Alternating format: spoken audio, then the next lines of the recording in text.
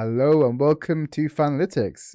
Today we'll be doing our FPA rundown for this current game week. That's right, we're live. The game's not even finished yet, and we're doing the show.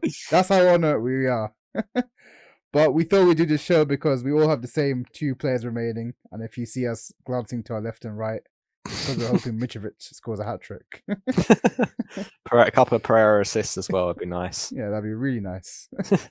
But as it stands, this is a table. It's changed again. I think every week now it's been just chopping and changing.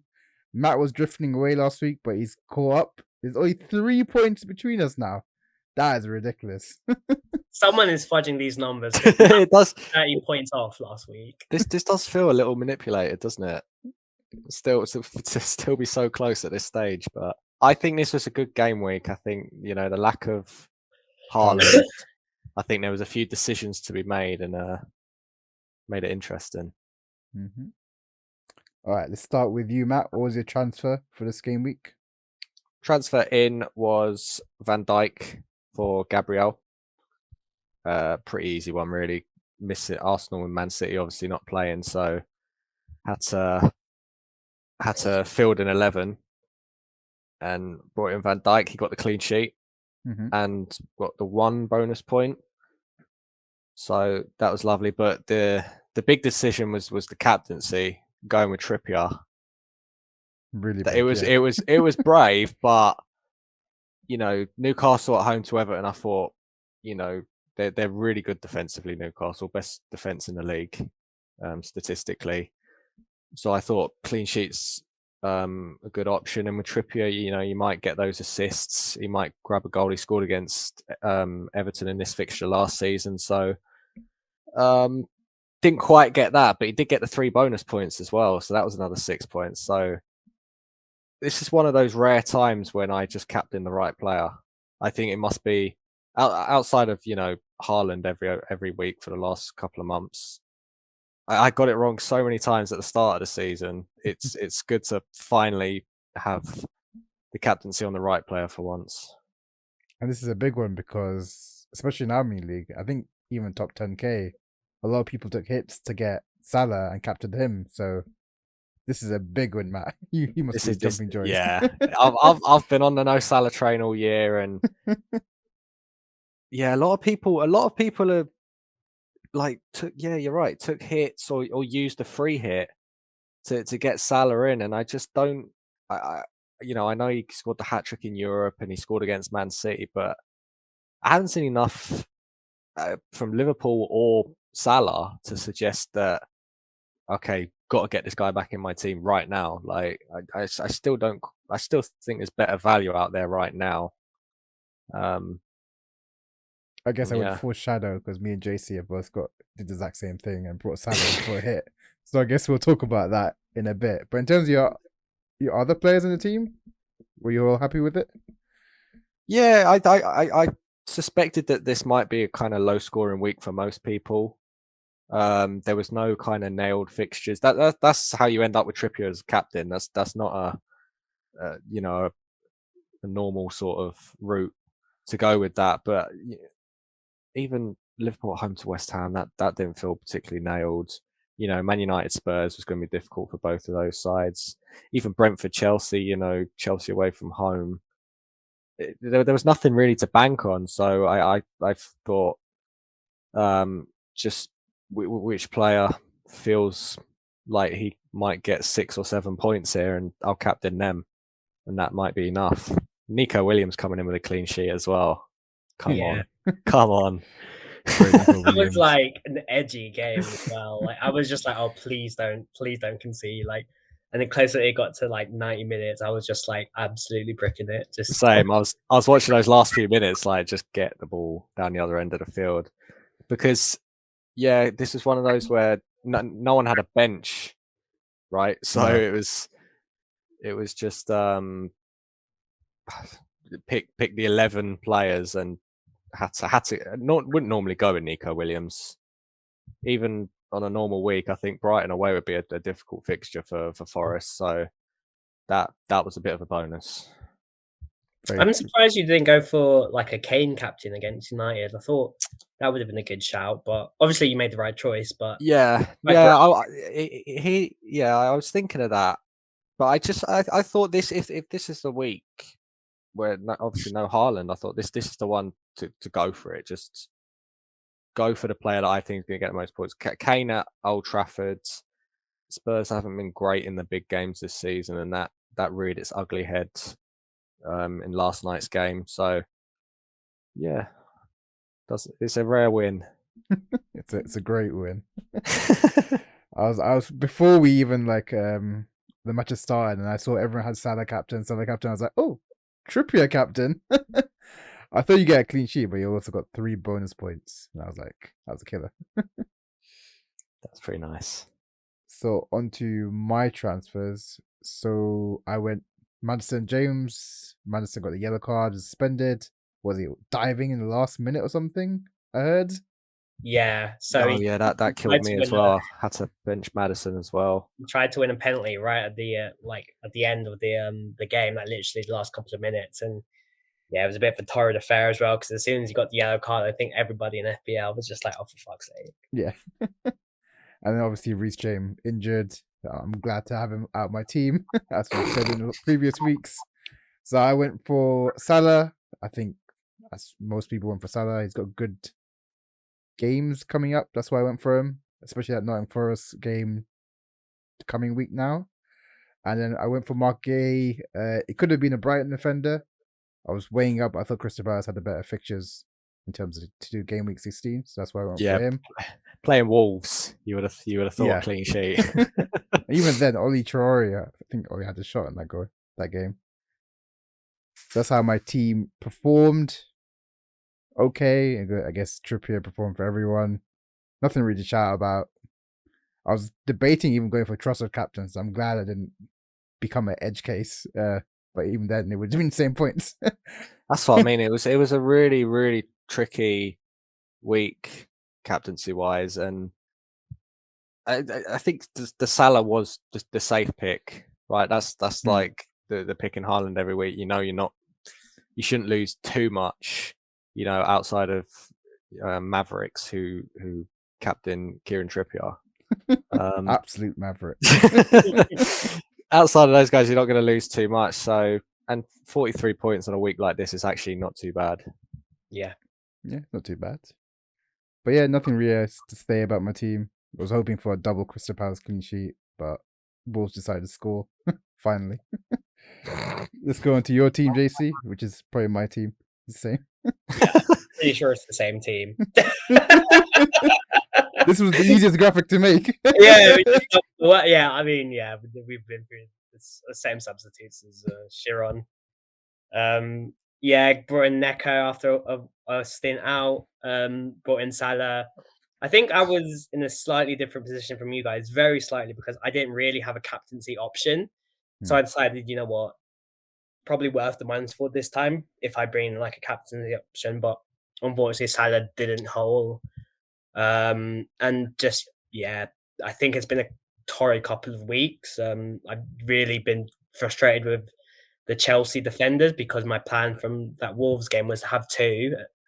They managed to keep, I think, 3 clean sheets the last 3 games or 4 games or something like that. Yeah. But I've just not had the players to actually benefit. Yeah, that has been annoying because I even got done at the weekend. Koulibaly was on the bench against Villa.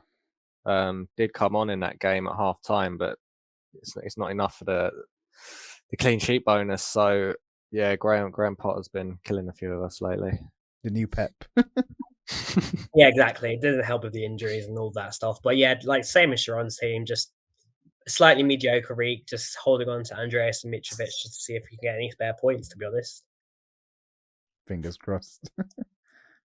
Let's look at the game week 13 matches coming up. Anything from your guys' point of view in terms of an FPL standout? I think you kind of spoke about it already, the Liverpool Forest one.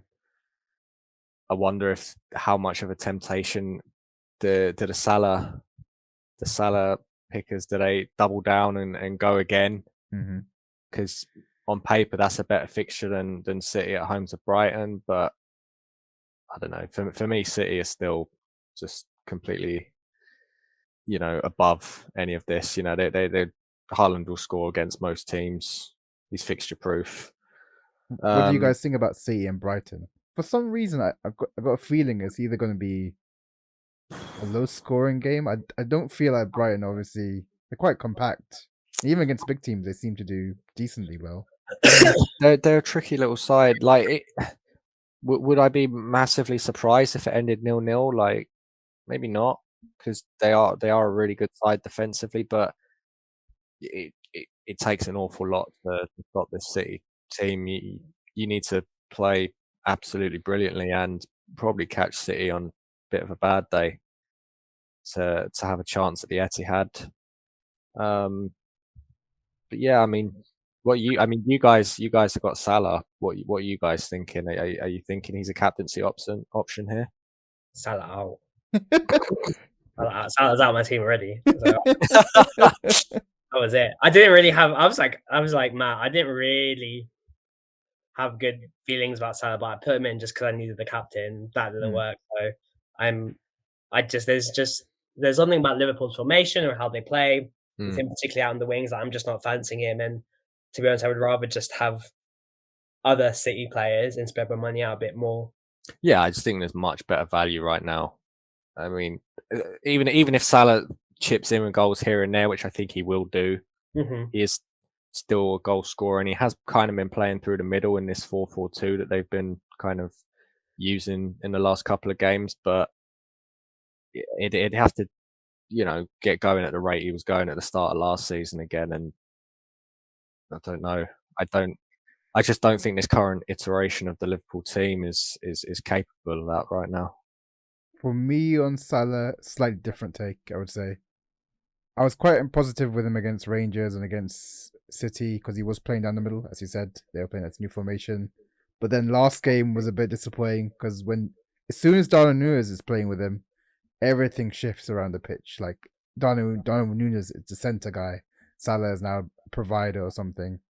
So I'm not very happy with that, but I've heard things that he might be injured, Darwin Núñez. And if that is true, then Salah down the middle against Forest, I'd be quite happy with that. But for me, the captaincy probably be in Haaland. But if I hear Darwin Núñez injured and Salah's down the middle, because I think Liverpool is still like second in XG out of all the clubs, or at least Man City are ahead of them, so they can. I mean, they still are scoring, but they're just conceding. Yeah. They've kind of stopped the leaks in the last couple of games, at least Liverpool. But I think we still have to see a bit more from them until we think of them in that way again. Arsenal Southampton's an interesting one. Any Martinelli owners or Saka owners, but bear in mind, about half an hour ago, Saka was kind of limping at the end of the PSV game, so that's put a spanner in my works anyway. And especially with Southampton without Bela Kotchap. They look really? Yeah, I think they're without him at the moment. Yeah, I mean, they look awful at the moment anyway. It's that it looks like a gimme on paper, but I've watched too much Arsenal over the last 15 years to take that for granted. No, I think Arsenal are going to do good against Southampton, irrespective of who's injured. I think you have to, players, and it'll be fine. I don't think it's worth captain material just yet. But if you don't have Martinelli, I wouldn't mind bringing him. If you have Saka, keep him or in your combination. I've been toying around with having them both, because who knows who will score. But I think Arsenal should do okay. It's not a bad shout, Saka and Martinelli, to be fair. You kind of, as a way to hedge your bets kind of thing, because most of Arsenal's goals, one of those two is involved. Gabriel Jesus, it's not like a Haaland situation at Man City where, he's the finisher. Gabriel Jesus, they're kind of sharing the goals around. They're all involved together, So it's kind of not a bad safe option, actually, doubling up. Yeah, I guess you have to compare the price of Saka to other people in his price bracket. If Foden's in there, if Zaha's in there, it depends on the team, I guess. Yeah. Other match? Oh, sorry. What were you going to say? I know. Jesse? I was just going to say, like, I just think for the City game, I just feel like they've had the week's rest.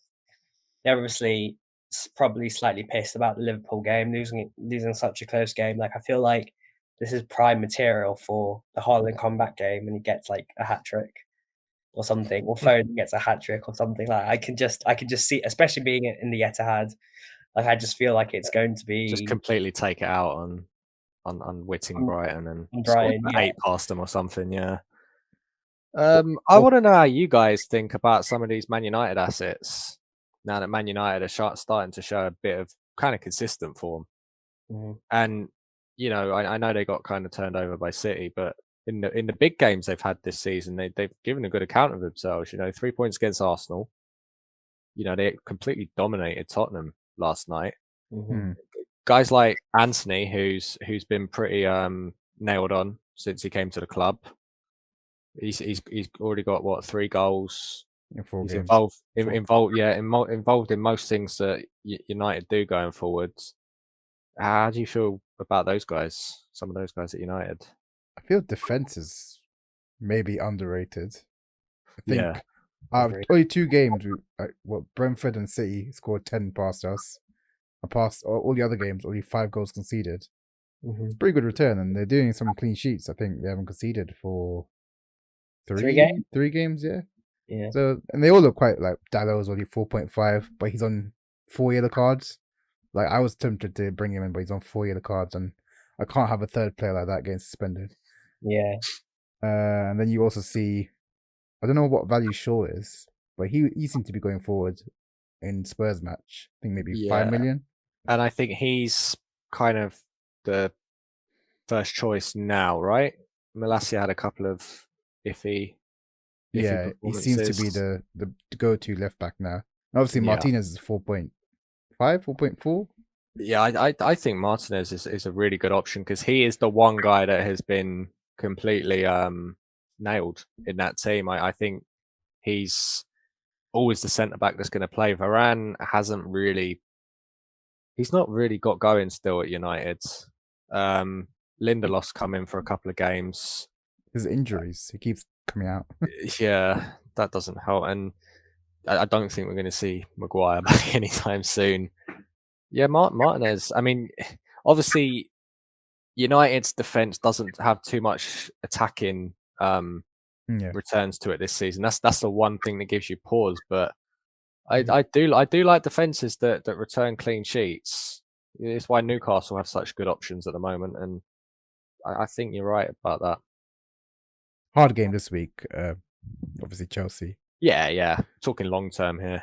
I quite like some United guys. And the one match I would say from my side, I'm looking forward to is Leeds and Fulham. I'm hoping that's going to be like a goal fest. Fulham, whenever they face these kind of low opponents like Nottingham Forest, Bournemouth, seems to be a high scoring affair. So Mitrovic, please. Neither side are particularly amazing defensively, so it's got 3-3 written all over that. Any matches from your side, Josie?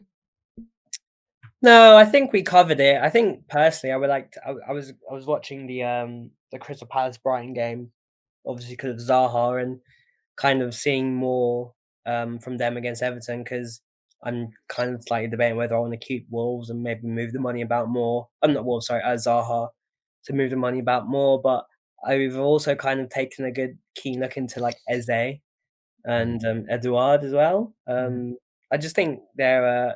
I don't watch a lot of Crystal Palace, but I always find their team setup really interesting. It's quite fluid, which I'm quite surprised about given the players. But I think for me, it's that game that I'll also probably just randomly watch just to see how my assets look. Oh, Sharon knows I love Palace. I love this Palace team. Eze is the guy. I think. What's he fantasy wise? 5.6 he might be at the moment. Yeah, something like that. Yeah, he's a lot cheaper than Zaha. Interesting option, I think, because he's got a couple of goals and assists recently, Eze, and he looks so good. Whenever I watch Palace, he's so good. Even Elise is getting some assists now.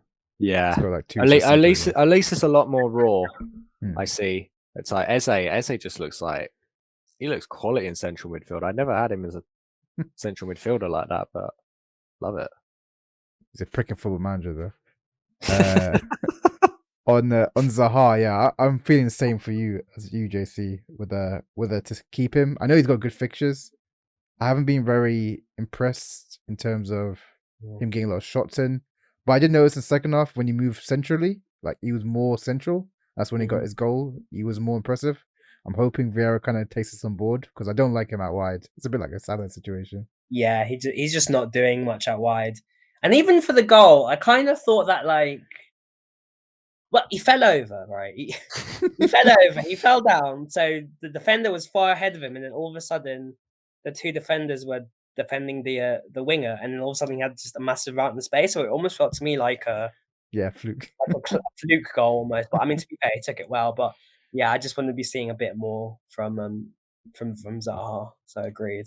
Yeah, I think he's been unlucky with some of his returns. So I watched the Leeds game in full, Palace Leeds, and I watched the Palace Wolves game in full, and he's always at the center of what Palace do. A lot of their attacking comes down that side for obvious reason. I mean, it's Zaha. He's carried that team for years. I still like him long term. I still like him. He's central to what they do. Have you got him on your team? Yeah. Everyone does.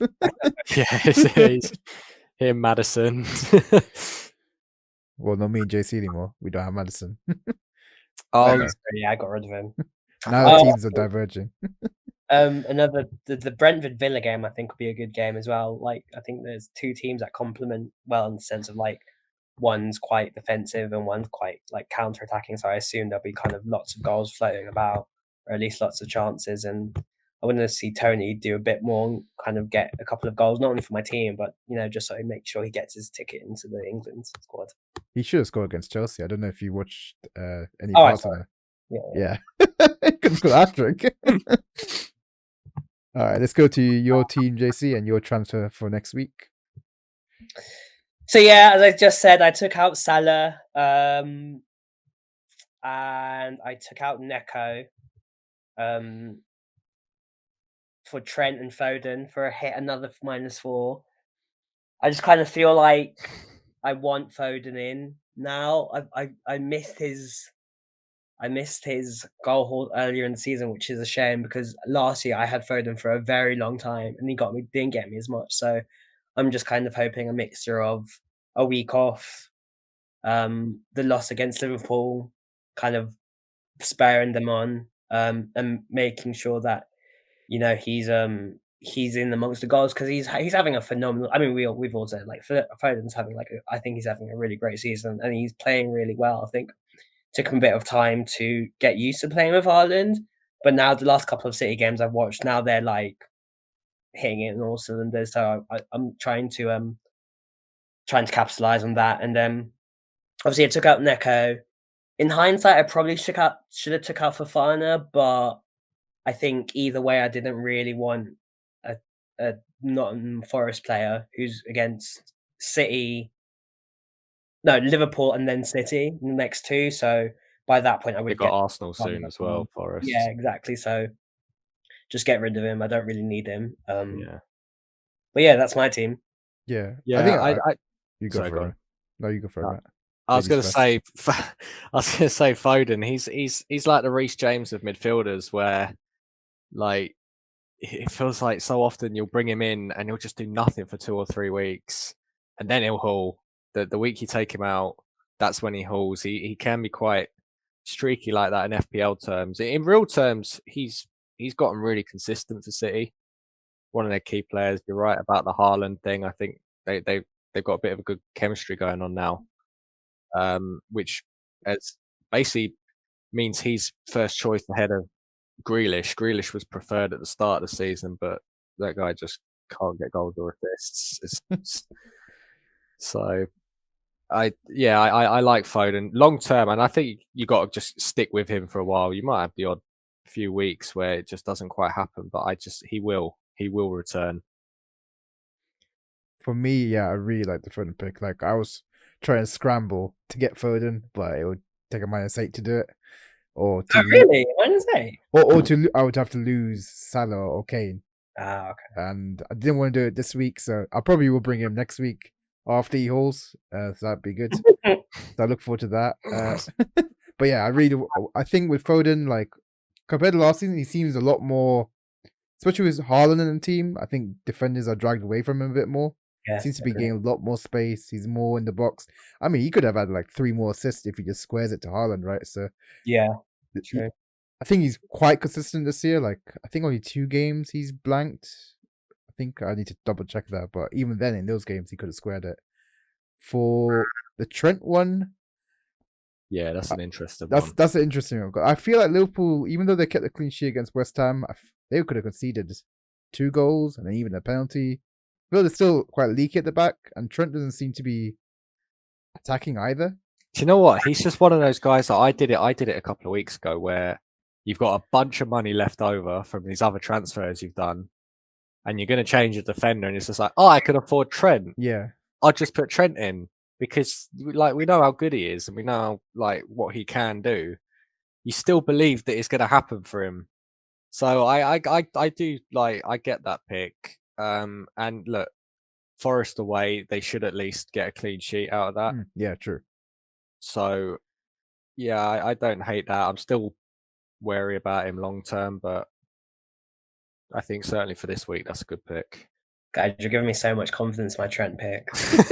We gave you a lot of confidence. Do you know what's funny, Matt? Like, you are right.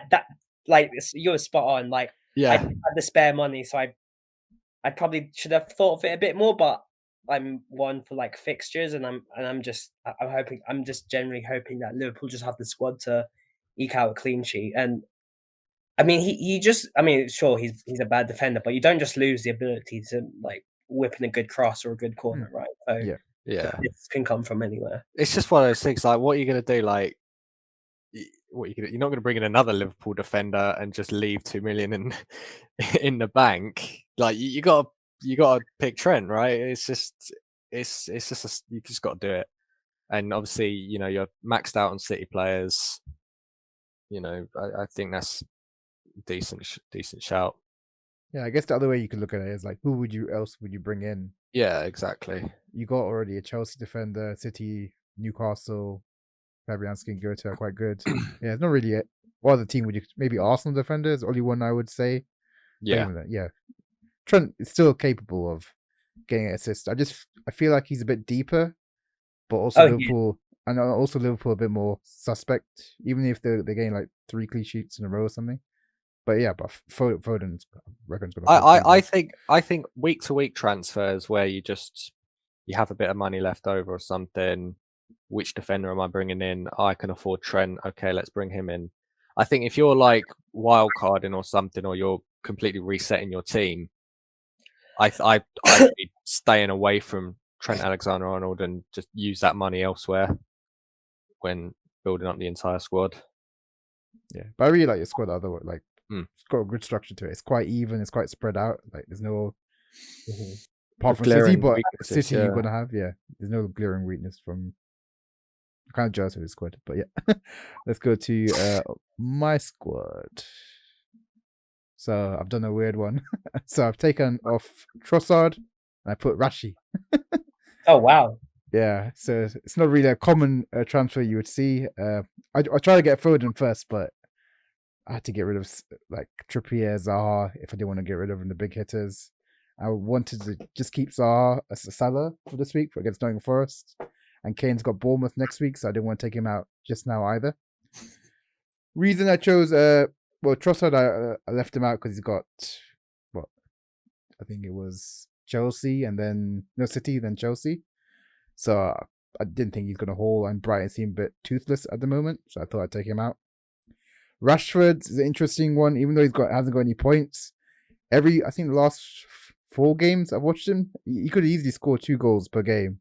He even got 1 ruled out for handball against Everton. Missed 2 great chances against Newcastle. Against Spurs, he was 1-on-1. And that's the thing with Rashford. When he's on form, he's like this. He won't score, but he'll play great. So and that's what you want to see from Rashford. Like we we accept he's not really ever going to be a 25, 30 goal a season striker. That's just not him.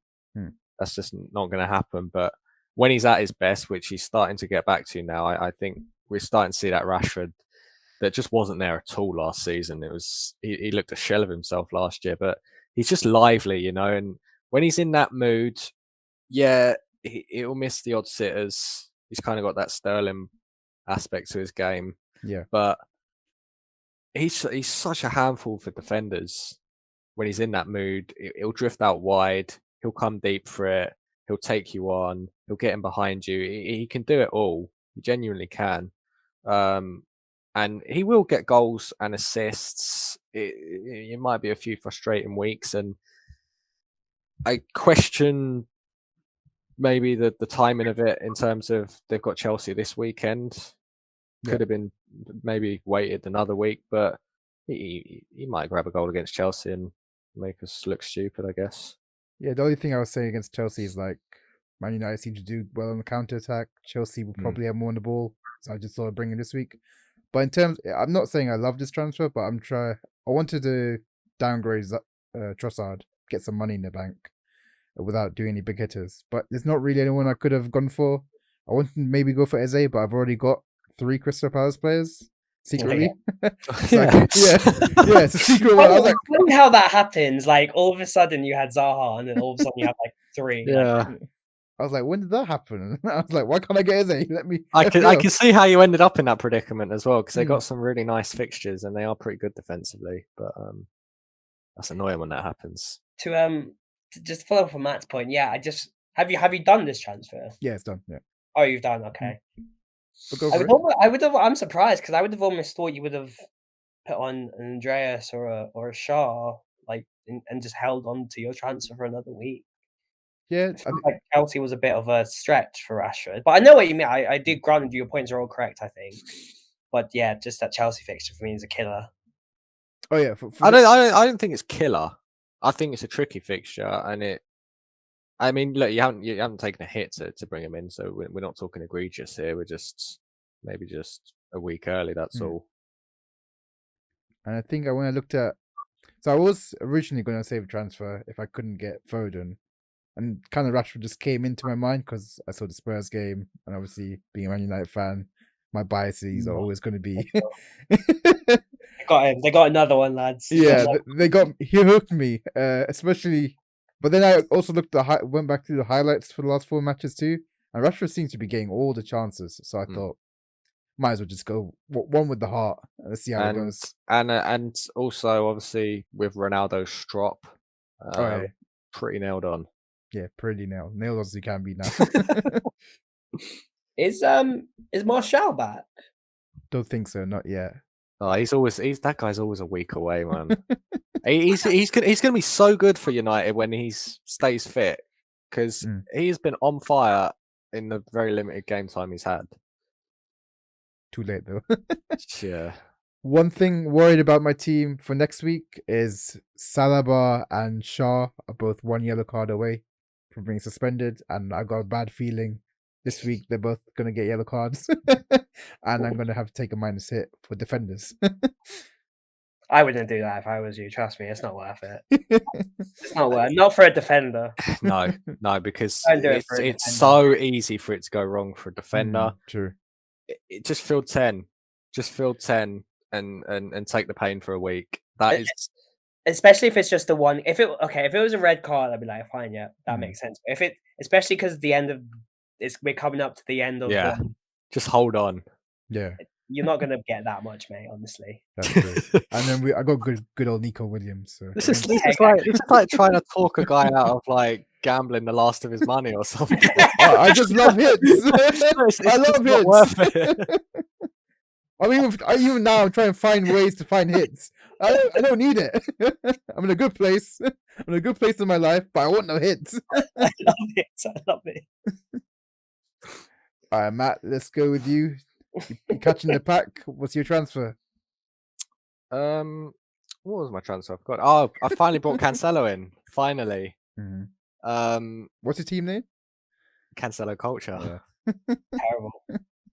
But yeah, he was kind of killing me a few weeks this season, where he really, like, when he hauls, like, he really hauls, and you feel the pain when you don't have him in the team. So it's actually more of a defensive measure, just to try and neutralize you guys, really. Stop you guys getting too far ahead of me, to be honest. Yeah, because you know, City long term, good option. Even though they've not been too great defensively, certainly not in terms of like clean sheets, but Cancelo's basically a winger for them the way he plays. Yeah, it's interesting because at the start of the season he was really deep, and we were wondering, oh, he's a midfielder, like a deep line playmaker. But now he's actually getting the box. He's like a winger now again. Well, it's because Walker is injured. They brought off the Sergio something, the new right back, and so I think they play them as a 3 now, and then Cancelo pushes up, and I think that's kind of helped him do a lot better the last couple of weeks, or at least since Walker. Yeah, they essentially, against Liverpool, they essentially just played 3 centre backs, and Cancelo was basically a wide midfielder for them. Yeah. The way they shaped up. Yeah. Other than that, I quite like my team. Saka has very, very recently become a slight issue in that he had a slight calf strain, I think, in this PSV game. Hopefully that's not too serious. But Gordon off the bench, good 1-pointer. Yeah, it will be as well, because he gets booked every other week. He's frustrating, but I'm quite liking I'm quite liking the look of my team here. Koulibaly. Well, I think he should. I think he should. I don't know. I don't think we actually, I don't even know anymore. Nah, because do you know what, that Chalobah, I think Thiago Silva will be back. I think he was just rested for this week. So Chilwell, Cucurella. Yeah, Cucurella. But Cucurella had a really, really terrible first half against Aston Villa. Was hooked off for Koulibaly. So I'm hoping that that's still sticking in Potter's mind. And that happened a couple of times with Cucurella as well. That happened in the game before as well. He started and then just got subbed off because he was not having the best of games. Yeah, and it's not even been like a thing for him since he joined Chelsea. Like, it's not just he's not been great since he joined Chelsea. He's had some really good games. He played really well in that Tottenham game, right, much earlier in the season, and he has had some good games, but he does throw 1 or 2 stinkers in there as well. Does he have good games, or do you only see him more because of his hair? Like, it's quite a philosophical question. That is, to be fair. It's worth considering, because I don't really think he's had that good games, but yeah, there is something to it. The players with the most colourful boots, you kind of see more of, right, and things like that. Yeah, players with black boots, I just disregard completely. I'm like, you're not good.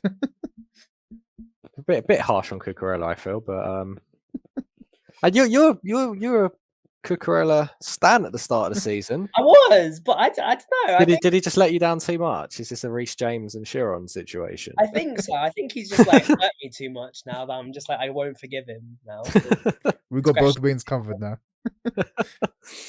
Oh man. But on your team, Matt, like, yeah, I think you're right. I think you've got a good squad. I think, like, right now it's really strong. I think you might want to see what you're going to do with like Wolves and Maddison, because after this he doesn't. I'm not sure if he has super good fixtures. That's why a lot of people got rid of him. And then obviously like your Everton team, so you might want to think about who you have on your bench. But I think for this week, it's great. Yeah, Everton. I was really high on Everton because they were getting some really good results, and ever since I sort of moved a couple of them into my team, they've had some pretty poor results and looked toothless. So might have to rethink those guys. There's not much I can do as well. They're very cheap. Yeah, that was part of the lure. Yeah, the part of the lure of bringing them in the first place. So it might just be a hold off until the World Cup wildcard. I think Cancelo, Trippier, and then Arsenal defender will be the. Well, what do you guys think with a new wildcard team after game week 16? I think a lot of it is going to depend on which teams go deep in the World Cup. That's definitely something that I'm going to be looking out for. Obviously, the guys that don't go to the World Cup are going to be highly thought of as well. But yeah, I'll decide kind of. It'll be a lot closer to the time. I don't think there's going to be a template. I think there's going to be a lot of really different choices. 'Cause I think a lot of people will look at the World Cup and think, okay, these guys didn't go to the World Cup, throw them in the team. And there's going to be a lot of people that just think, no, these guys have been great all season. I'm going to stick with these. So I hope so, because it has felt a little template-y at times so far this season. Go, Jason. There you go. For me, I feel like if I had to predict a template team for after World Cup, obviously Haaland's still going to be there. I reckon, like you said, Matt, Salah will be there because of the World Cup influence. For some reason, I think Kepa from Chelsea, he's kind of creeped in. He's took over Mendy's place. I reckon he'll be in quite good teams. I think Man United defender, they have quite good fixture start. I can imagine someone having like Dalot and then the Arsenal defender. Trippier and Cancelo, I think, are mainstays. I can't see why anyone would get rid of them. The other midfielders, the mid-price midfield, is the one I think is going to be quite interesting because it can go loads of different ways now. Yeah. I think with Newcastle, it kind of comes down to Bruno Guimaraes. I think if he's not in that team, they're a very different team all of a sudden. I don't think they can control games in the way that they can when he's on the pitch, and they might be a bit more susceptible defensively. Not too much, because they have got a really good defence, Newcastle. What do you think about Mitrovic and Andreas? Do you think they're going to slow down? Do you think they're kind of season keepers? Because they can kind of score against anyone, but are there better values for now?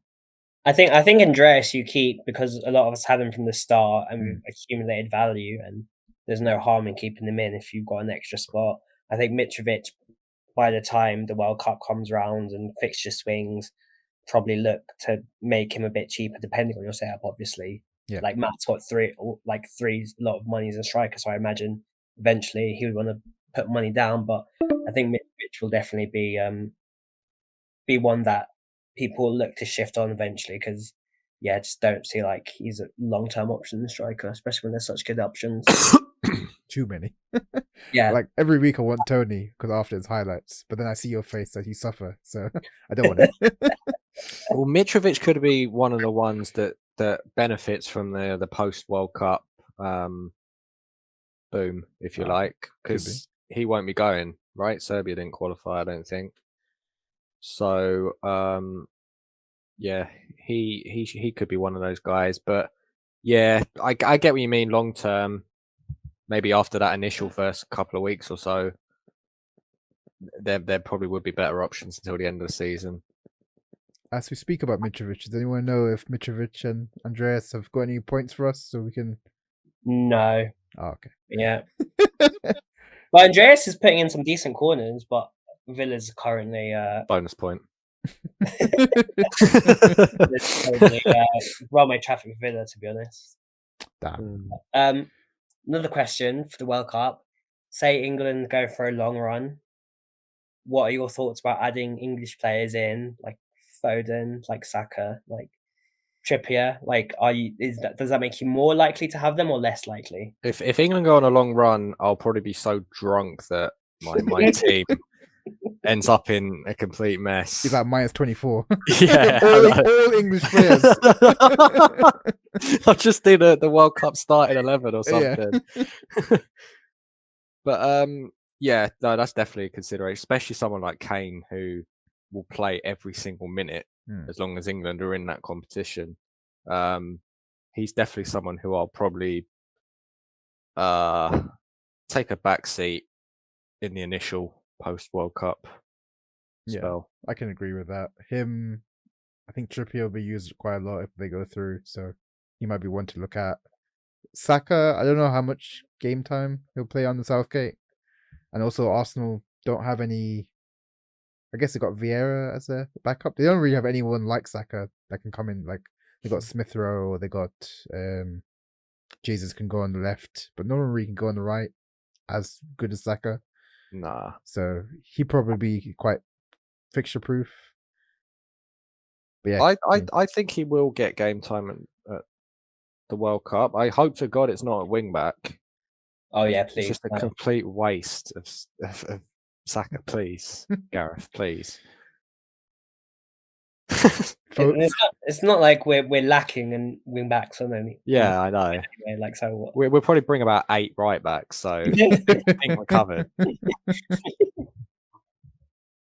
And then Foden's a good one. I don't know. I would love to keep Foden all season because I think for 80 million, it's good value. He's explosive and he's quite consistent now. But I don't know if will he play like full 90 minutes at World Cup? Do you think Southgate?